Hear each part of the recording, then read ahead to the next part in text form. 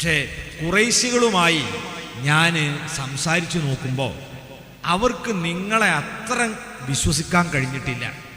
അതുകൊണ്ട് തന്നെ അവർ ആവശ്യപ്പെടുന്നത് എന്താണെന്നല്ലേ, അവർ ഈ യുദ്ധത്തിൽ നിങ്ങളെയും വിട്ട് പോയാൽ, പരാജയപ്പെട്ടു പോയാൽ നിങ്ങൾക്ക് വലിയ നഷ്ടം ഉണ്ടാവും. പിന്നെ നിങ്ങളെ ഇവിടുന്ന് ആട്ടി ഓടിക്കുന്ന അവസ്ഥ വരും.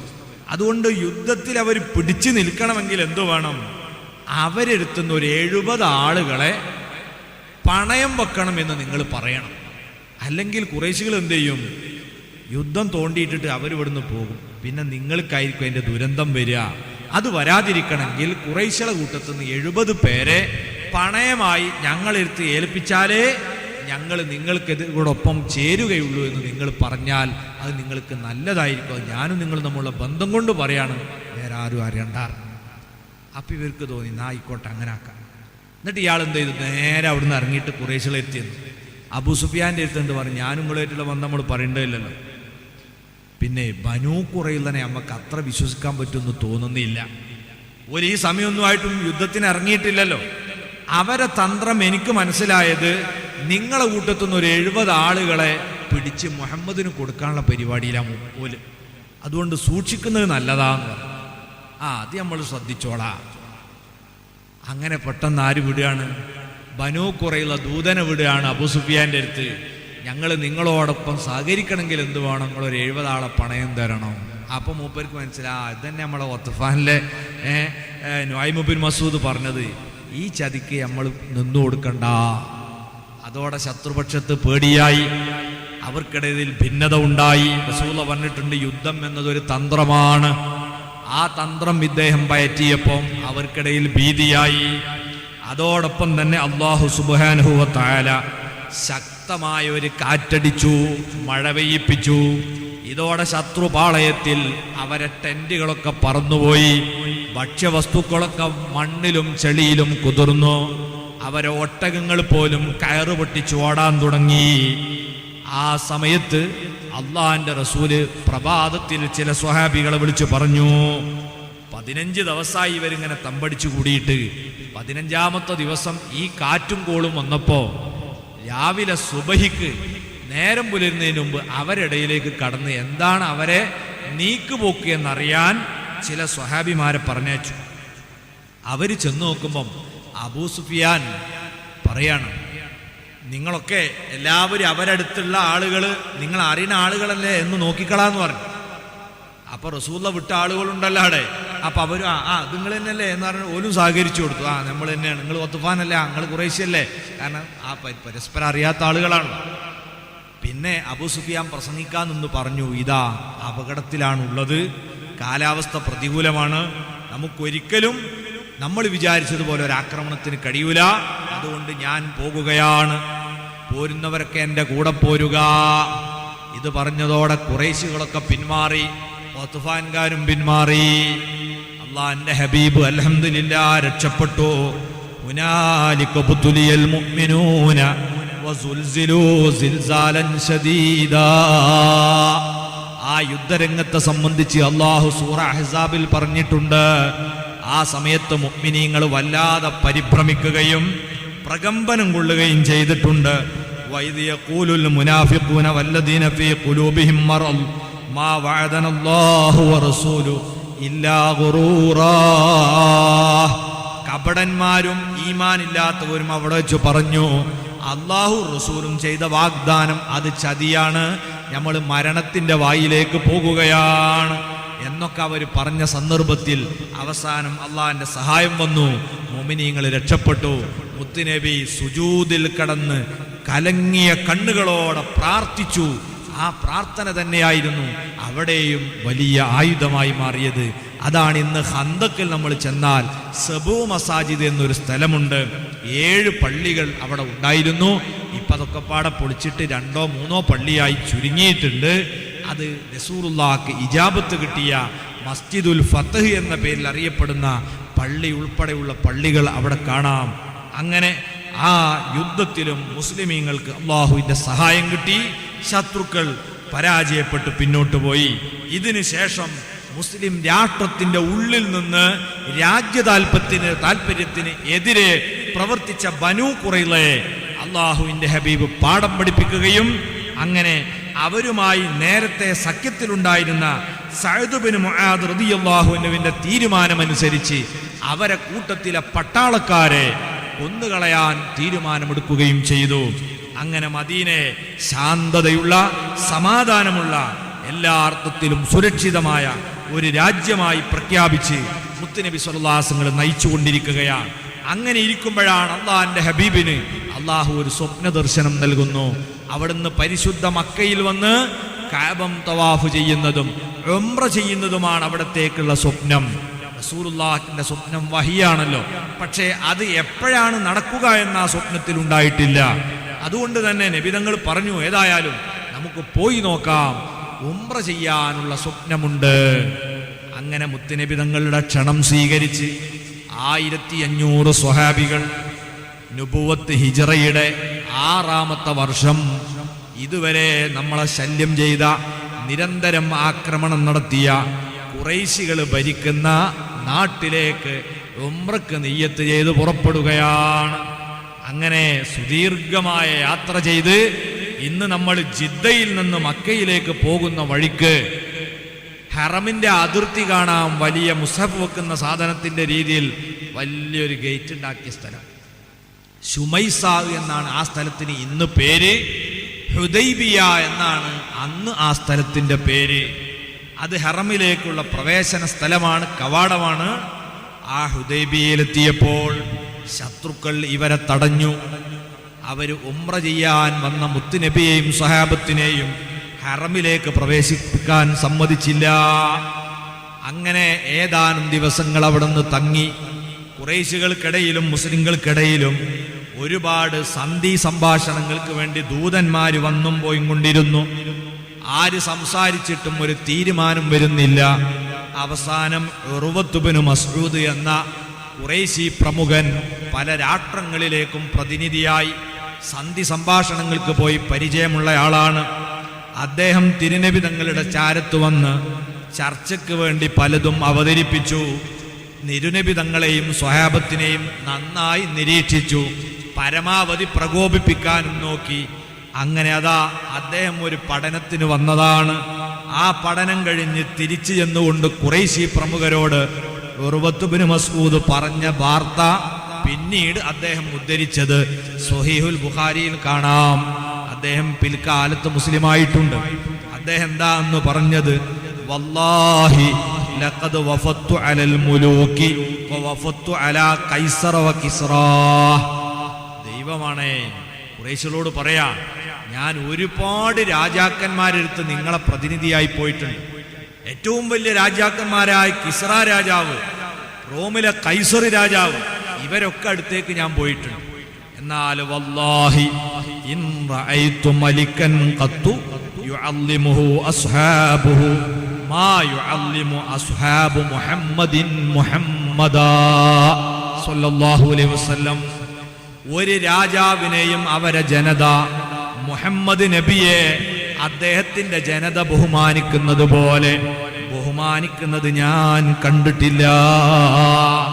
ഇത് നമുക്ക് വലിയൊരു പാഠമാണ്. സ്വഹാബത്ത് മുത്ത് നബിയെ ആദരിച്ച രീതി എന്താണ്? അദ്ദേഹം പറയുന്നു, വല്ലാഹി ഇയതനഹം നുഖാമതൻ ഇല്ലാ വഖഅത് ഫീ കഫി റജുലിൻ മിൻഹും ഫദലക ബിഹാ വജ്ഹഹു വജിൽദാ. ആ പവിത്രമായ വായിൽ നിന്ന് ഉമിനീര് പുറത്തേക്ക് തെറിക്കേണ്ട താമസം അത് ഏതെങ്കിലും ഒരു അനുയായി സ്വഹാബി കൈകാട്ടി സ്വീകരിച്ച് അവരെ മുഖത്തും ശരീരങ്ങളുടെ ഭാഗങ്ങളിലുമാണ് അതിനെ പൂശുന്നത്. സ്വഹാബത്ത് നബിയോട് കാണിച്ച ബഹുമാനമാണ്. ഇതൊക്കെ പറയുമ്പം ചില ആളുകൾക്ക് ഇങ്ങനെ പുരികം വളയും, അവർക്ക് നെറ്റി ചുളിയും. എന്താ കാരണം? പ്രവാചക സ്നേഹം എന്നത് അവരെ കൽബിലേക്ക് കടക്കാത്തത് കൊണ്ടാണ്. ഞാൻ ചോദിക്കട്ടെ, നമ്മൾ വല്ലാതെ സ്നേഹിക്കുന്ന നമ്മളെ വീട്ടിലെ ചെറിയ മക്കളില്ലേ?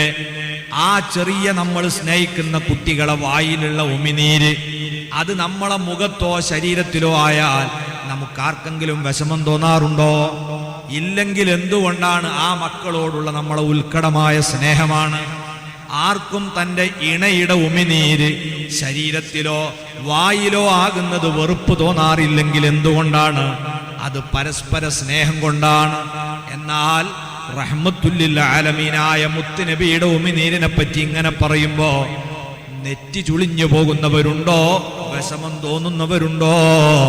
ലാ യുഅ്മിനു അഹദുക്കും ഹത്താ അകൂന അഹബ്ബ ഇലൈഹി മിൻ വാലിദിഹി വവലദിഹി വന്നാസി അജ്മഈൻ. നിങ്ങളെ ഭാര്യമാരെക്കാൾ, ചെറിയ മക്കളെക്കാൾ, മാതാപിതാക്കളെക്കാൾ മുത്ത് ഹബീബിനോട് ഹുബ്ബ് വരാത്ത കാലത്തോളം ഈമാൻ നിങ്ങളെ ഹൃദയത്തിലില്ല. സ്വഹാബത്തിന്റെ ഈമാനാണത്. ആ ഈമാനാ നമുക്ക് വേണ്ടത്. അഷ്റഫുൽ ഖൽഖിന്റെ തിരുകേശം മുക്കിയ വെള്ളം കുടിക്കുമ്പോൾ വെറുപ്പ് തോന്നുന്നുണ്ടോ? ഖൽബിലേക്ക് ഈമാൻ കടക്കാത്തത് കൊണ്ടാ. സ്വഹാബത്തിന്റെ വിശ്വാസം ഇതാണ്. നിങ്ങൾ നോക്കൂ, ഉർവ പിന്നെയും പറയുകയാണ്, തീർന്നില്ല. വൈദാ അമറഹും ഇബ്തദറു അംറഹ്. എന്തെങ്കിലും ഒരു കാര്യം കൽപ്പിച്ചാൽ ഞാൻ എന്ന് പറഞ്ഞ് എല്ലാവരും അത് ചെയ്യാൻ ഓടുകയാണ്. നമ്മളോ എന്തേലും ഒരു കാര്യം എന്ന് പറഞ്ഞല്ലേ, ഇതങ്ങനല്ല. സ്വഹാബത്ത് നബി എന്താ പറയണത് അത് നിറവേറ്റാൻ എല്ലാവരും ഓടുക. ഞാൻ എന്ന് പറഞ്ഞ്. ഇതാണ് ആ നേതാവിന്റെയും അനുയായികളുടെയും സ്വഭാവം. മാത്രമല്ല, വൈദാ തവല്ലഅ കാദൂ യഖ്തതിലൂന അലാ വളൂഇഹി. നേതാവായ മുത്തുനബി എങ്ങാനും അവയവസ്നാനം ചെയ്യാൻ ഇറങ്ങിയാൽ, വുളു എടുക്കാൻ ഒരുങ്ങിയാൽ, ആ ശറഫാക്കപ്പെട്ട മുഖത്തുകൂടെ ചാലിട്ടൊഴുകുന്ന, അവിടത്തെ കൈകാലുകളിലൂടെ ഒലിച്ചിറങ്ങുന്ന വെള്ളത്തിനു വേണ്ടി സ്വഹാബത്ത് തിക്കും തിരക്കും കൂട്ടുന്നു. ഇതാണ് മഹാന്മാരായ സ്വഹാബത്ത് മുത്തുനബിയോട് കാണിക്കുന്ന ബഹുമാനം. വഇദാ തകല്ലമ ഖഫലൂ അസ്വാതഹും ഇൻദഹു. അവര് സംസാരിക്കുകയാണെങ്കിൽ അദ്ദേഹത്തിന്റെ സമീപത്ത് വളരെ പതുങ്ങി, എത്ര ഭവ്യതയോടെയാണ് അവർ സംസാരിക്കുന്നത്. വമാ യഹുദ്ദൂന ഇലൈഹി നളറ തഅളീമൻ ലഹു. ആദരവിന് കാരണത്താൽ ആ തിരുമുഖത്തേക്ക് അവര് ശ്രദ്ധിച്ചു നോക്കാറില്ല. മുത്തുനബി ഇങ്ങോട്ട് നോക്കുമ്പം അവര് താഴോട്ട് നോക്കുകയാണ്. മുഖാമുഖം നബിയോട് നേരെ നോക്കാൻ പോലും ബഹുമാനം കാരണം അവർക്ക് ധൈര്യമില്ല.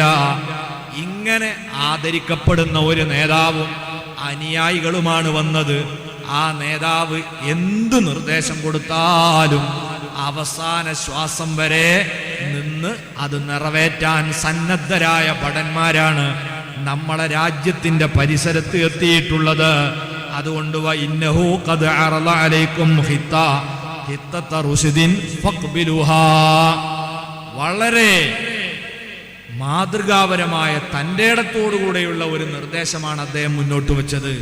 നല്ല രീതിയിൽ പ്രതികരിച്ചാൽ നമുക്ക് നന്ന്, അല്ലെങ്കിൽ അപകടമാണ്. ഉറുവന്റെ ഈ പഠിച്ചുള്ള റിപ്പോർട്ട് കിട്ടിയപ്പം ഖുറൈശികൾ തീരുമാനിച്ചു നമുക്ക് എങ്ങനെയും പഞ്ചായത്താക്കാം. അതിൻ്റെ ഇടയ്ക്ക് ഒരു വാർത്ത കേട്ടു. ഉസ്മാൻ ഇബ്നു അഫ്ഫാൻ റളിയല്ലാഹു അൻഹുവിനെ നബി ഇവരുമായിട്ട് സംസാരിക്കാൻ വേണ്ടി അങ്ങോട്ട് വിട്ടിരുന്നു. ഉസ്മാൻ തങ്ങളോട് അവർ പറഞ്ഞു, ഉസ്മാനെ നീയും ഞങ്ങളും തമ്മിൽ വിഷമൊന്നുമില്ല, നിങ്ങൾ വേണമെങ്കിൽ തവാഫ് ചെയ്ത് ഉംറക്ക് ചെയ്ത് പോയിക്കോളൂ എന്നാണ്. ഉസ്മാൻ റളിയല്ലാഹു അൻഹു പറഞ്ഞു, വല്ലാഹി അള്ളാന്റെ ഹബീബ് ഉംറ പൂർത്തിയാക്കാതെ ഈ ഉസ്മാന് ഉംറ വേണ്ട, നിങ്ങൾ എന്നെ അങ്ങനെ പൊക്കി വെക്കൊന്നും വേണ്ട. അദ്ദേഹം ധൈര്യമായി നിന്നു. പക്ഷെ ഒരു വാർത്ത വന്നു, ഉസ്മാൻ റളിയല്ലാഹു അൻഹു കൊല്ലപ്പെട്ടിരിക്കുന്നു. അതോടെ മുത്തുനബി സ്വഹാബത്തിനെ വിളിച്ച് അവിടെ നിന്ന് പ്രതിജ്ഞ ചെയ്യിപ്പിച്ചു. ഈ വാർത്ത ഖുറൈശികളെ പരിഭ്രമിച്ചു.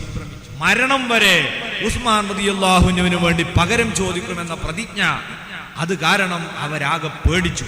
അങ്ങനെ അവര് അവസാനമായി സുഹൈൽ ബിൻ അംർ എന്ന അവരുടെ വിദഗ്ധനായ വിദേശ നയം കൈകാര്യം ചെയ്യുന്ന ആളാണ് സുഹൈൽ ബിൻ അംർ. അയാളെ നബി തങ്ങളൊക്കെയുള്ള വ്യവസ്ഥ ചെയ്താൽ പറഞ്ഞു വിട്ടു. അങ്ങനെ ഹുദൈബിയയിൽ വെച്ച് അവർ പരസ്പരം സന്ധി സംഭാഷണം നടത്തിയപ്പോൾ ഉണ്ടായ വാക്കുതർക്കങ്ങളും റസൂലുള്ള ചെയ്ത വിട്ടുവീഴ്ചകളും ഒക്കെ ഒരുപാട് നേരം പറയാനുള്ളതാണ്. വിശദീകരിച്ചാൽ നമ്മളെ വിഷയം ഇന്ന് അവസാനിപ്പിക്കാൻ കഴിയൂല. അങ്ങനെ നബി സല്ലല്ലാഹു അലൈഹി വസല്ലം പ്രത്യക്ഷത്തിൽ മുസ്ലിമീങ്ങൾക്ക് നഷ്ടമാണെന്ന് തോന്നുന്ന കുറെ തീരുമാനങ്ങൾ, എന്നാൽ ഉള്ളിൻ്റെ ഉള്ളിലെ വലിയ നേട്ടമുണ്ടാക്കിയ പ്രധാന തീരുമാനം എന്താ? ഒന്ന്, ഇനി അടുത്ത 10 വർഷത്തേക്ക് മക്കക്കാരും മദീനക്കാരും തമ്മിൽ യുദ്ധമുണ്ടാകൂല. ആ തീരുമാനം. ഇസ്ലാം എപ്പോഴും സമാധാനം ആഗ്രഹിക്കുന്ന മതമാണ്. അതിനാണ് നബി ഏറ്റവും പ്രാധാന്യം കൊടുത്തത്. എന്താ? ഇസ്ലാമിന്റെ പ്രബോധനം നടക്കുന്നത് ശാന്തമായ അന്തരീക്ഷത്തിലായിരിക്കും. പ്രകോപനങ്ങളും സംഘട്ടനങ്ങളും വർഗീയതയും അത് നിലനിൽക്കുമ്പോൾ ആർക്കും ദീന് പരിചയപ്പെടുത്താൻ അവസരം ഉണ്ടാവില്ല. അതുകൊണ്ട് സമാധാനം നാട്ടിൽ നിലനിൽക്കണം. നീണ്ട 10 കൊല്ലക്കാലം യുദ്ധരഹിത വർഷമായി പ്രഖ്യാപിച്ചാൽ നമുക്ക് നമ്മളെ ഊർജം പ്രബോധന രംഗത്തേക്ക് പൂർണ്ണമായും ഉപയോഗപ്പെടുത്താം. ഇതാണ് മുത്തുനബി കണ്ടത്. വേറെ അപകടകരമാണെന്ന് തോന്നുന്ന ചില തീരുമാനങ്ങളുണ്ട്. അതിൽപ്പെട്ട ഒന്നെന്താ? മുസ്ലിമായി ആരെങ്കിലും മുസ്ലിങ്ങളെ പക്ഷത്തേക്ക് അമുസ്ലിങ്ങളെ കൂട്ടത്തിൽ നിന്ന് വന്നാൽ അവരെ തിരിച്ചു കൊടുക്കണമെന്നും, മുസ്ലിമായ ആരെങ്കിലും അമുസ്ലിമായി അങ്ങോട്ട് ചെന്നാൽ അവരെ തിരിച്ചു തരൂല എന്നുമാണ്. അത് കേട്ടാൽ നമുക്ക് വിഷമാണെന്ന് തോന്നും. പക്ഷേ നിബിധങ്ങൾ അതും അംഗീകരിച്ചു കൊടുത്തു. അങ്ങനെ ആ ഒരു കരാർ അംഗീകരിച്ചതിൻ്റെ പേരിൽ ഒരുപാട് നേട്ടങ്ങൾ ഉണ്ടായി. പിന്നെ അതിലുള്ള പ്രധാനപ്പെട്ട ഒരു തീരുമാനം, ഈ വർഷം നിങ്ങൾ ഉംറ ചെയ്യരുത്. ഇനി നിങ്ങൾ ഉംറ ചെയ്യേണ്ടത് അടുത്ത കൊല്ലം വരിക. ഈ വർഷങ്ങൾ തിരിച്ചു പോകണം. മനല്ല മനസ്സോടെയാണെങ്കിലും നബിതങ്ങൾ സ്വഹാബത്തിനെ കൊണ്ട് അത് സമ്മതിപ്പിച്ചു. അങ്ങനെ ആ ഉംറ അത് പൂർത്തിയാക്കാൻ കഴിയാതെ ഉംറക്കും ഹജ്ജിനും ഈറാൻ കെട്ടിപ്പോയവർ വഴിയിൽ വെച്ച് തടസ്സപ്പെട്ടാൽ എന്തു ചെയ്യണം എന്നതിൻ്റെ മസ്അല കൂടി ഈ ഉമ്മത്തിനെ പഠിപ്പിക്കാനുള്ള അവസരമായതിന് ഉപയോഗിക്കുകയും അവിടുന്ന് കൊണ്ടുവന്ന എല്ലാ ബലിമൃഗങ്ങളെയും അവിടെ വെച്ച് ബലിയർക്കുകയും മുടി കളയുകയും ചെയ്ത് അവർ തിരിച്ചു പോന്നു. ഇതോടെ ശാന്തമായ അന്തരീക്ഷമായി. ഇനി അടുത്ത കൊല്ലം നമുക്ക് ഉംറക്ക് പോകാം. അന്ന് പോകുന്ന സമയത്ത് തടയാൻ ആരും ഉണ്ടാവില്ല. 3 ദിവസം മക്ക മുസ്ലിമീങ്ങൾക്ക് വിട്ടുകൊടുക്കാമെന്നാണ്. അത് തന്നെ വലിയ വിജയമല്ലേ? നേരത്തെ ഈ നാട്ടിൽ നിന്ന് കൊല്ലാൻ ശ്രമിച്ച ആൾക്ക് നാട്ടിൽ സ്വതന്ത്രമായി 3 ദിവസം വിട്ടുകൊടുക്കാമെന്ന് പറയുന്നിടത്തേക്ക് എത്തിയിട്ടുണ്ടെങ്കിൽ ഇത് പുരോഗതിയല്ലേ? അങ്ങനെ മുത്തുനബി സ്വല്ലല്ലാഹു അലൈഹി വസല്ലം മദീനയിൽ ചെന്ന് യുദ്ധമില്ലാത്ത എല്ലാ ഭാഗത്തും ഇപ്പൊ സമാധാന. ഒത്തുഫാൻ ഗോത്രക്കാർ വരൂല. ബനൂ ഖുറൈളന്റെ കാര്യം പോയി. പിന്നെ ഖുറൈശികളായിട്ട് ഇങ്ങനെ കരാർ. ശാന്തത കൈവന്നപ്പം റസൂലുള്ളാഹി രാജ്യാന്തര പ്രബോധനത്തെക്കുറിച്ച് ആലോചിക്കുകയാണ്. അങ്ങനെ നയതന്ത്ര പ്രതിനിധികളെ ഇതര രാജ്യങ്ങളിലേക്ക് കത്തുകൊടുത്ത് മുത്തുനബി വിടുന്നു. മഹാനായ അംർ ഇബ്നു ഉമയ്യത്തുൽ ലംറി റളിയല്ലാഹു അൻഹു എന്ന മഹാനെ നജ്ജാശി രാജാവിന്റെ സമീപത്തേക്ക് റസൂലുള്ളാഹി പറഞ്ഞയച്ചു. എത്യോപ്യൻ രാജാവാണ് അദ്ദേഹം. അങ്ങനെ അദ്ദേഹത്തിനൊക്കെയുള്ള കത്തയച്ചു എന്ന് മാത്രമല്ല 2 കത്ത് ഒന്നിച്ചു കൊടുത്തിരുന്നു. ഒന്ന്, അദ്ദേഹത്തെ ഇസ്ലാമിലേക്ക് ക്ഷണിച്ചുകൊണ്ടുള്ള കത്താണ്. അദ്ദേഹം സസന്തോഷം സ്വീകരിച്ചു. ആ രാജാവ് മുസ്ലിമായി. 2ാമത്തെ കത്തേതാ? മുത്തുനബി സ്വല്ലല്ലാഹു അലൈഹി വസല്ലം തങ്ങളുടെ കുറച്ച് അനുയായികൾ കൂടെ അവിടെ ബാക്കിയുണ്ട്. നബിയും കൂട്ടുകാരും മദീനയിലേക്ക് പോന്നു എന്ന് അറിഞ്ഞപ്പം പോന്ന കുറെ ആളുകളുണ്ട്, ബാക്കിയുള്ള കുറച്ച് ആളുകൾ. ആ കൂട്ടത്തിൽ പെട്ടതാണ് അലി റളിയല്ലാഹുവിന്റെ ഇക്കാക്കയായ മഹാനായ സയ്യിദുന ജഅഫർ ഇബ്നു അബി ത്വാലിബ് റളിയല്ലാഹു അൻഹു. അതുപോലെ തന്നെ മഹദിയായ ഉമ്മു ഹബീബ റംല ബിൻതി അബി സുഫിയാൻ റളിയല്ലാഹു അൻഹുമാ. അബൂ സുഫിയാന്റെ മകളായ റംല ബീബി. ഇവര് നേരത്തെ മുസ്ലിമായി. അവരെ ഭർത്താവ് ഉബൈദുല്ലാഹ് ഇബ്നു ജഹ്സിന്റെ കൂടെ എത്യോപ്യയിലേക്ക് ഹിജ്റ പോയതിൽപ്പെട്ട ആളാണ്. എന്നാൽ ഈ ഉബൈദുല്ലാഹ് ഇബ്നു ജഹ്സിനെ എത്യോപ്യയിലെ മിഷനറി സംഘം, ക്രൈസ്തവ മിഷനറി സംഘം പിടികൂടുകയും അദ്ദേഹത്തെ പറഞ്ഞ് പ്രലോഭിപ്പിച്ച് മതം മാറ്റുകയും ചെയ്തു.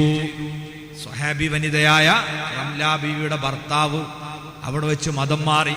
എന്നാൽ അപ്പോഴേക്ക് മഹദി അവർകൾ ഒരു കുഞ്ഞിന് ജന്മം നൽകി. ഹബീബ എന്നാണ് ആ കുട്ടിയുടെ പേര്. അതുകൊണ്ട് മഹദിയെ ഉമ്മു ഹബീബ എന്നാണ് വിളിക്കപ്പെടുന്നത്. വല്ലാത്ത ദുഃഖം തളം കെട്ടിയ സമയം. അദ്ദേഹം മക്കയിൽ മക്കയുടെ രാജാവായ അബൂ സുഫിയാന്റെ മകളാണ്. ആ വലിയ പദവിയിലിരിക്കുമ്പോഴാണ് എല്ലാം ഇട്ടെറിഞ്ഞ് ദീനുമായി അങ്ങോട്ട് പോയത്. അവിടെ എത്തി നോക്കുമ്പോഴോ പ്രിയപ്പെട്ട ഭർത്താവ് മതം മാറുന്നു. ഒരു കുഞ്ഞിനെയുമായി ആ വിധവ ഒരന്യ നാട്ടിൽ ഒറ്റക്ക് കഴിയേണ്ട ദുഃഖകരമായ സാഹചര്യത്തെക്കുറിച്ച് നിങ്ങൾ ആലോചിച്ചു നോക്കൂ. അള്ളാന്റെ ഹബീബിന്റെ കാരുണ്യം അവിടെയും എത്തുകയാണ്. നജ്ജാശിക്ക് കൊടുത്ത രണ്ടാമത്തെ കത്തിലുള്ളത്, ആ മഹദി റംലെ നിങ്ങൾ എനിക്ക് വിവാഹം ചെയ്തു തരണം. അങ്ങനെ റസൂലുള്ളാഹി നബിതങ്ങളെ പ്രതിനിധിയായി വിവാഹം സ്വീകരിക്കാൻ ഒരാളെ പറഞ്ഞയച്ചു. നമുക്കൊക്കെ പരിചയമുണ്ട്. വാപ്പ ഗൾഫിലാണെങ്കിൽ മകളെ കെട്ടിക്കാൻ നാട്ടിലുള്ള അനുജനെയോ അല്ലെങ്കിൽ ഏതെങ്കിലും ഒരാളെ നമ്മൾ വക്കാലത്താക്കലുണ്ടല്ലോ. ആ മസല എല്ലാവർക്കും പരിചയമുണ്ട്. എന്നാൽ അതുപോലെ തന്നെ ഒരാളെ കല്യാണം നിശ്ചയിച്ചു. അയാൾ ടിക്കറ്റ് കിട്ടുമെന്നൊക്കെ വിചാരിച്ചതായിരുന്നു, പക്ഷെ ടിക്കറ്റ് കിട്ടിയില്ല. ആ കല്യാണം നിർത്തിയേക്കണോ? വേണ്ട. ആ പുതിയാപ്പിൾക്ക് വരാൻ കഴിഞ്ഞിട്ടില്ലെങ്കിൽ എന്ത് ചെയ്താൽ മതി?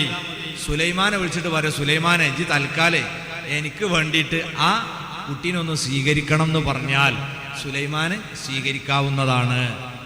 വലിയ പകരം നിൽക്കുന്നത് പോലെ പുതിയാപ്പിൾക്ക് എന്ത് ചെയ്യാ? പകരം ആളെ വെക്കാം. അങ്ങനെ നബിതങ്ങൾക്ക് വേണ്ടി വിവാഹം സ്വീകരിക്കാൻ നബിതങ്ങൾ പകരം ആളെ വിട്ടു. അവിടുത്തെ അസാന്നിധ്യത്തിൽ റംലാ ബീവിയെ അവിടെ നിന്ന് വിവാഹം ചെയ്യുന്നു.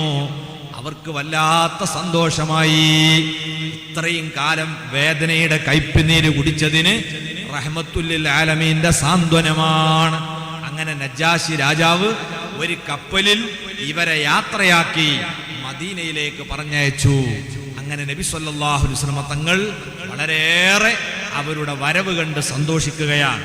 അങ്ങനെ അവര് നജ്ജാശി രാജാവ് കപ്പലിൽ യാത്രയച്ച സമയത്ത് നബി സല്ലല്ലാഹു അലൈഹി വസല്ലം തങ്ങൾ ഇനി എല്ലാ രാജാക്കന്മാർക്കും കത്ത് കൊടുത്ത്.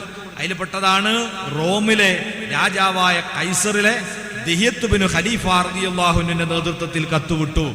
അദ്ദേഹവും മാന്യമായാണ് പ്രതികരിച്ചത്. കാരണം അവർക്കും പൂർവ്വ വേദഗ്രന്ഥങ്ങളിലൂടെ അന്ത്യപ്രവാചകനെ കുറിച്ച് അറിവുള്ളത് കൊണ്ട് ധിക്കാരപരമായൊന്നും പറഞ്ഞില്ല. അബ്ദുല്ലാഹി ബിൻ ഹുദാഫ റളിയല്ലാഹു അൻഹുവിനെ വിട്ടത് പേർഷ്യൻ ചക്രവർത്തി കിസ്റ രാജാവിന്റെ അടുത്തേക്കാണ്. അവര് അഗ്നി ആരാധകരായതുകൊണ്ട് അവർക്ക് പ്രവാചകത്വത്തെ കുറിച്ചുള്ള വിവരമൊന്നുമില്ല. അയാൾ ആകെ ദേഷ്യം പിടിച്ച് നബി സല്ലല്ലാഹു അലൈഹി വസല്ലം തങ്ങൾ എന്നെ കത്തയച്ച്, എനിക്ക് കത്തയച്ച് എന്നെ ഇസ്ലാമിലേക്ക് ക്ഷണിക്കാൻ ആരാണവൻ? അയാൾ ധിക്കാരത്തോടെ വർത്തമാനം പറയുകയും മുത്തുനബി കൊടുത്ത കത്ത് പിച്ചി ചീന്തി എറിയുകയും ചെയ്തു.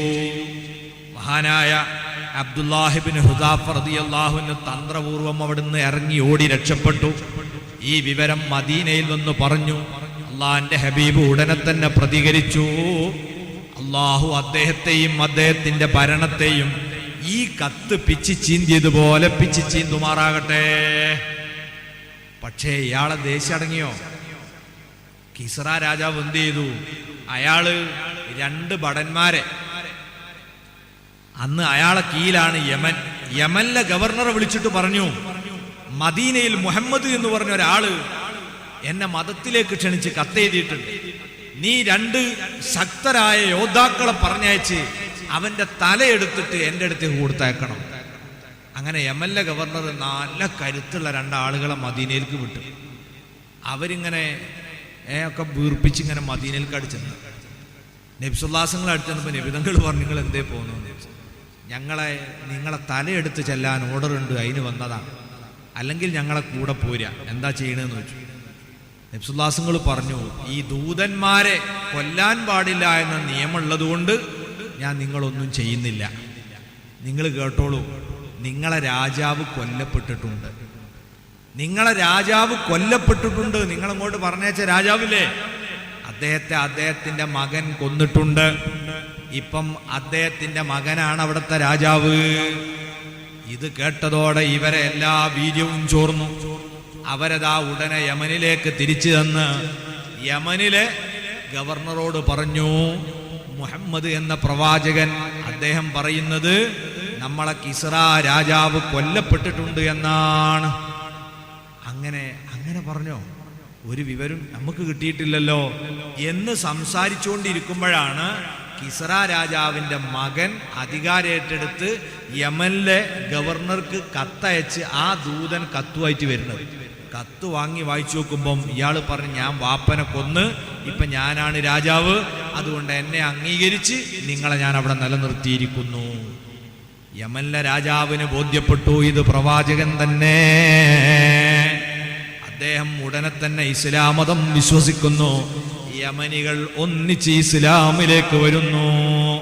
അതിന് കാരണമായി എന്താണ്? കിസ്ര രാജാവ് കൊല്ലപ്പെട്ടത്, അദ്ദേഹത്തിന്റെ മകനുമായി പ്രശ്നമായി. ആ മകൻ വാപ്പയെ കൊല്ലുമെന്ന് വാപ്പ മനസ്സിലാക്കിയപ്പം വാപ്പ എന്ത് ചിന്തിച്ചു? എന്നെ കൊന്നു ഓൻ അങ്ങനെ ഇവിടെ ഭരണം നടത്താൻ പറ്റൂല, ഓനെ ഞാൻ വെറുതെ വിടൂല. ഇയാൾ തന്ത്രപൂർവം ലൈംഗിക ശക്തി വർദ്ധിപ്പിക്കുന്ന മരുന്ന് എന്ന ലേബൽ ഒട്ടിച്ച് നല്ലൊരു വിശക്കുപ്പി ഇയാളെ സെൽഫിലെടുത്തിച്ചു.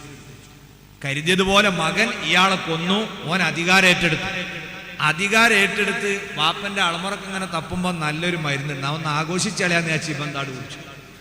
ഓനും മരിച്ചു. അള്ളാന്റെ ഹബീബിന്റെ പ്രാർത്ഥന പുലരുകയാണ്.